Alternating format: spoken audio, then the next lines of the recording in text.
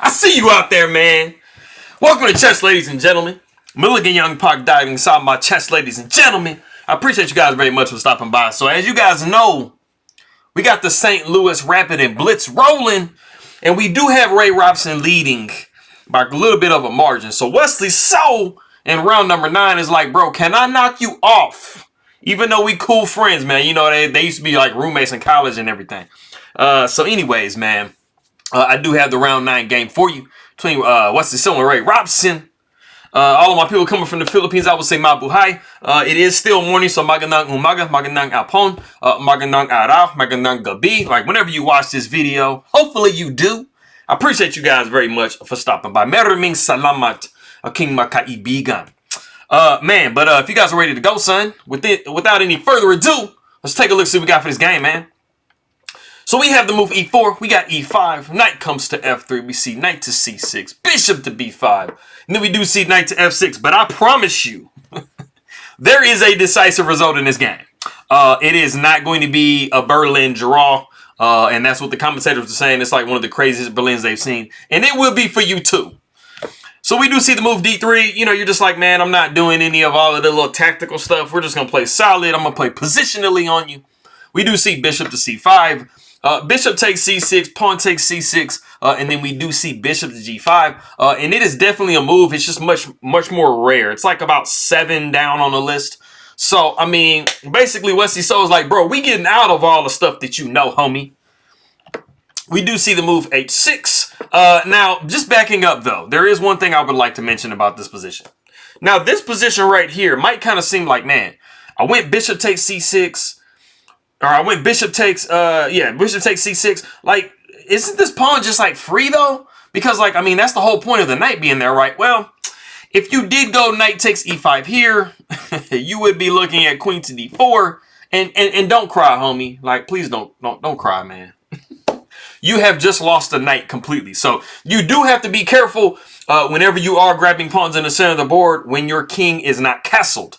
So learn that lesson from this. Don't do it in your game. But anyways, like I said, we did say bishop to g5. We got the move h6. We see bishop back to h4. And this is just giving you the opportunity to break this pin if it gets just too annoying.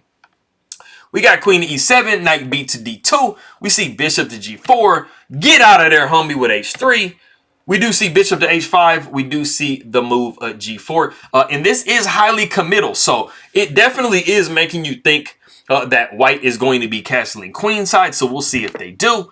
We got bishop back to g6. We got knight up to c4. And this is all what we've seen before. And then we do see the novelty of the game, which is long castles. You know, it might kind of seem like, you know, this pawn is just capturable, but one of the tactics that you do have to be paying attention to, the fact that we have castled kingside for black, is that this rook is now opposite the queen. So you get a pawn and bishop takes e4, I get a pawn, homie. So it's not, you know, don't think you just going to be grabbing pawns and not getting nothing back. Like I said, your king is still in the center, homie. We do see queen to e2. We got bishop up to d6 because now it is a little bit live now, you know, for you to just grab pawns in the center of the board. We do see long castles for white. Definitely the more logical decision because you are, you know, damaging your king side quite a bit. We got queen down to e6. We do see king to b1. This is always, I mean, it's like usually a useful move because you do have the queen kind of hitting this point. And if you can move this pawn, you would possibly be seeing the bishop as well doing a little damage. So we see rook d to e8. Bishop goes down to g3. We see knight back to d7. Because white is putting a lot of pressure on this pawn. It's kind of like white wants to grab my e-pawn. I don't know what's going on. We do see knight to h4. Because you did give up your bishop before, it would be a little bit beneficial for you to grab your opponent's bishop and, you know, kind of make things a little even. So black does not want to do that. So they go back to h7. We do see knight going to f5. And the way that the computer would really like to play, one of the definite ideas is to just get rid of this knight because it is actually way too strong in the center of the board. Plus, you know, you are hitting this other bishop right here too. So we do see bishop going back to f8, which is definitely one of the best moves. Just trying to preserve your double bishops. It might come in handy. We do see the move f3. We got g6. You got to get this knight out of here, man. The knight F goes back to E3. And one of the things I did want to mention is look at this bishop, homie. When I was watching the broadcast, like the commentators were like, dude, like when you look at this position, this is like a really, really horrible bishop. I don't like it. We do see bishop to C5. You got to get that bishop back out into play at some point. We do see the move F4. One of the pieces that are not doing as much if we're white is this bishop on G3. So we kind of want to open it up a little bit. So we do see F4, pawn takes F4. We got bishop taking F4. We do see the move F5. Like I mentioned before, this bishop on H7, like you have to do something about this bishop, homie. You either have to redirect it to G8 or you have to try to open it some kind of way. And F5 is definitely a legitimate move to do that. So we do see G taking F5. We got G taking F5, E taking F5, and then bishop taking F5. And you do have a little bit of pressure on this point. You have all of these pieces. And black is definitely going to be wanting to play B5 at some point, and it does come up fairly quickly. We do see queen over to H2, sidestepping the pin, and we do see the move B5. You have two options in this position, really. You have knight taking F5, and you have the move D4, which D4 is what we saw in the game. Definitely a very legitimate in-between move. You're basically asking the bishop, I mean, you can take my knight, I'll take your bishop, and I'm going to triple your pawns. And that is actually what we see in the game. We see pawn taking C4, pawn taking C5, knight taking C5. And like I said, you got triple pawns. So white is not just absolutely winning the game, but I will tell you, to be honest, man, this is a really, really gigantic eyesore. It would definitely be something personally that I would like try to avoid at all costs. I absolutely do not want triple pawns. Like there's like not really a way for you to correct that structure at all. And they're just sitting ducks. We do see the beautiful move queen to D2, and this is causing a little bit of some issues. Ray Robson does see this, but one of your main ideas is to go queen to A5, and you have an insane amount of pressure. Not only on C7, but you do have some pressure going queen to A6, and it's just not looking the greatest. So we do see knight going back to B7, recognizing that idea. So Wesley So does settle for queen to C3. Basically, it's like, hey, man, you got these triple pawns over here that are just kind of lonely. Let me just start attacking some.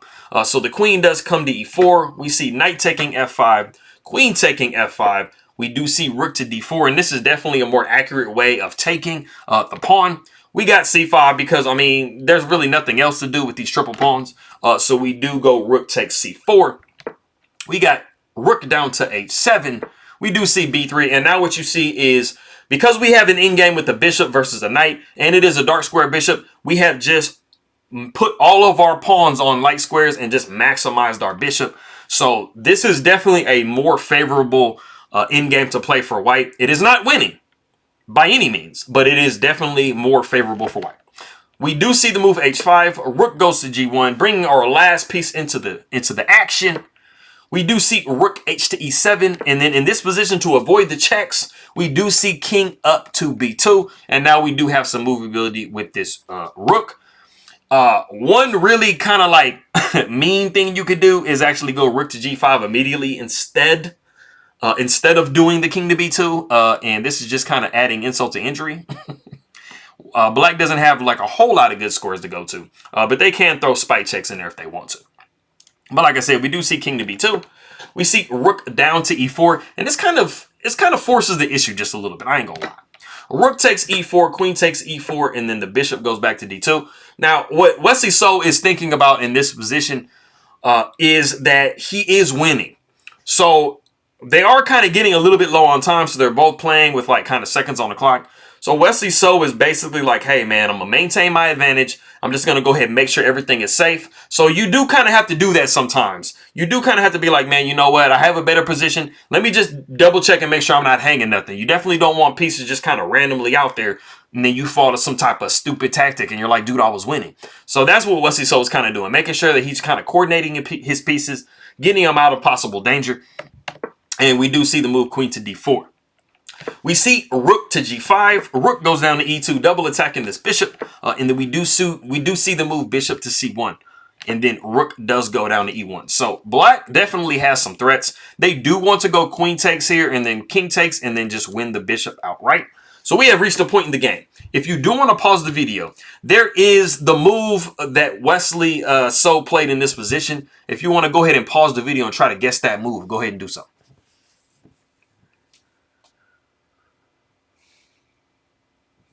Okay, so like I said, you do have to be a little bit careful. It's not like it's a gigantic risk, but you do have to recognize the threat in the position, which is queen taking here, like I said, and doing this, and you just win an entire piece. So you have to kind of do something to parry that. There are two things that you can do. What we actually saw in the game and the move that I was looking for that Wesley So went ahead and played was rook takes c5. It might look a little bit strange from the very first point because, like, I mean, that's a square protected by this knight.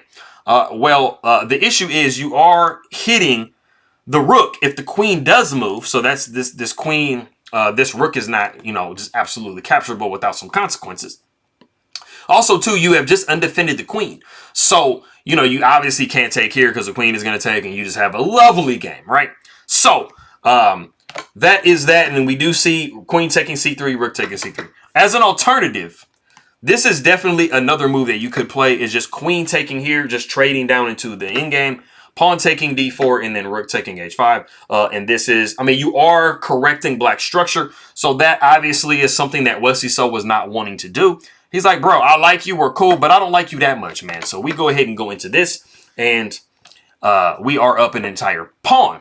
We do see king going to d7, and, you know, there is a hole, or not a hole, but there is a protection of this square, so we do kind of have to shimmy our rook. So we do see rook to d3 with check. The knight covers on d6. We do see rook to d5. We see the move h4. Rook goes over to h5, and then the very saving move, rook to e4. We got bishop up to g5, and you see that black is pretty much able to kind of, you know, put their pieces where they need to, like only kind of moves to make sure that they're defending their position. And then we do see the move knight to f5. We got the rook up to h7, and this is a very good, you know, what is the word that I'm looking for? Instructive. This is a really instructive position because, you know, this king would love nothing more than to start kind of making some progress down the board. And, you know, this is a 7th rank, you know, super duper gigano move. You do have this pick on the 7th and you are threatening these pawns. And that is one of the main ideas when you play a rook on the 7th or the 2nd. We do see king down to d6. We got bishop up to d8. And this is really forcing the issue. There is really not a good way to defend that pawn. We do see the move c5, and this does hang the pawn on a7. So now we have some passed pawns on the queen side. But you have to be a little careful because, I mean, black does have the opportunity to possibly make a passed pawn on the king side. So we do see rook going to e3. We see rook up to f7. We got a little bit of shimmying. So the king goes to e6. The rook goes over here. We see the king back. And then we see the repeated position. And Wesley So was like, bro, I'm not repeating no more, homie, because I'm thoroughly winning the game. We do see rook to f6 with check. We got king down to e5. We see rook to c6. I mean, why not grab some more pawns, man? If black is going to win your pawn, you need to get another pawn as white.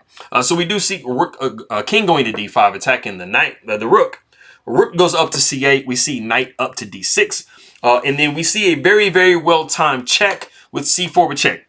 If you're going to open your king up, this is literally what you want to do to open your king, is go with a check. Because as you can see, this rook does kind of have a little bit of real estate to start throwing some checks. So you don't really want to give black the opportunity.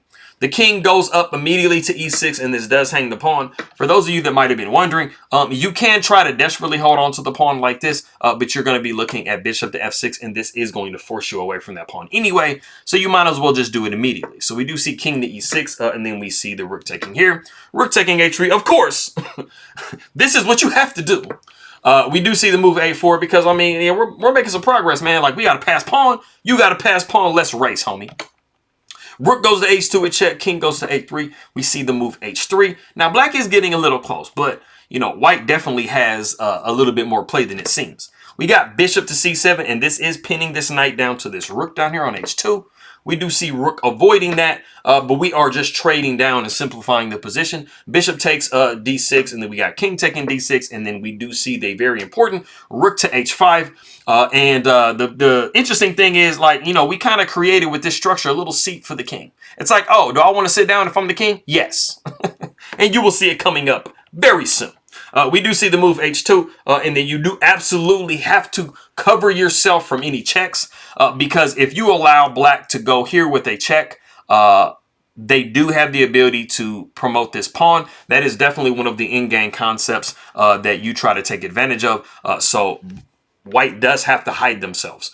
So you definitely have to make sure when you get into these situations where one side has a passed pawn, that you are creating, you're either maintaining the second rank or you're creating a way for your king to be blocked from checks. So we do see king over to c6. We got the move a5. I mean, let's push it, bro. The king goes up to b7, and then this is allowing white to start continuing to cut off the king. We do see king over to a7. We got a6. We see king up to a8. We got rook up to h7 because now we're cutting the king off even more. But we do understand that at some point we are going to have to capture this pawn once this rook moves.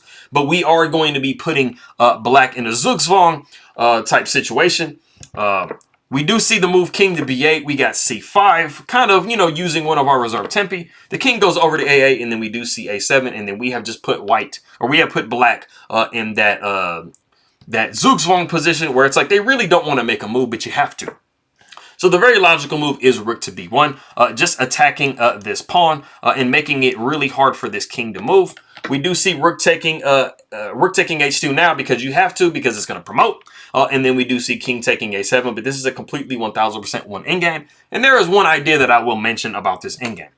We do see the move rook to h7. We got king down to h6. We got rook to h6. King goes to b7. And we have just kind of gotten black back into that situation where we're cutting him off. We do see the move king to c4, and there is a very big idea behind this move, and it is triangulation. So we do see in this position king to c7. But one of the things you obviously notice probably of the position is you can't just move up because the rook is going to be taking your pawn. So you have to basically kill a move, and that is what triangulation is able to do for us. So if we have king to c4, if you possibly saw a check after rook to c1, it's at this point that you are able, because you wasted that move, to go up to b5, and you are opposing the king, but you're making it possible for after you see the move rook to b1, you would be seeing b4. And so that is the idea as to why Wesley so created this structure with his pawns and why he stepped over to the side instead of moving up to b5 immediately. But we did not see that. We saw king going to c7, like I said. We do see the pawn pushing to b4. And then after we see the rook to c1, you kind of see a similar, it's like in a different form. It's kind of like a transposition or whatever. Now we do see king to b5, and we have that very similar position. So we're making progress up the board. We got rook going over to b1. Absolutely, black is trying to constantly tie white's king down to the protection of this backward pawn. But, I mean, white just has too many reserve tempi, and they have too many things they can do. One of those being a check. Rook to h7 check. The king goes back to b8. We got the move c6, being able to use one of our tempi and then setting up the same position as we saw before. We see the king going over to c8. We see king over to c5. And it is in this position that Ray Robson does resign the game. And the idea that I was telling you guys before is still in the position, but it's much more deadly this time. So looking at that, you would possibly see rook to c1 with check, and then once the king steps up, like I said before, this is actually mating, so you have to do something about that mate. And rook to d1 would be the thing that you would do, but this trades down into a very winning endgame after rook to h8 with check. The rook blocks. We do see rook taking, king taking, and you literally can pick what you want to do here. One of the more obvious things to do would just be moving the king up and taking control of this queening square, and that is all she wrote. So I knew this game was going to be very long. I really don't like making 19-20 minute videos, but this was a 76 move game. I like to kind of stay in the 30-40 range moves wise, but I really wanted to show this game, and this did make it a little bit harder for Robson. I'm not really honestly sure if he won the actual rapid section yet. But I mean, Wesley so got him a win, man. So it's nice to, it's nice to see that. And I know y'all like seeing that too. But anyways, man, maraming salamat king makaibigan. Pausa na nunod inga king ma video. Mabuting pagbati inga like it to you guys. And I will see you guys next time. Makito tayo mamaya.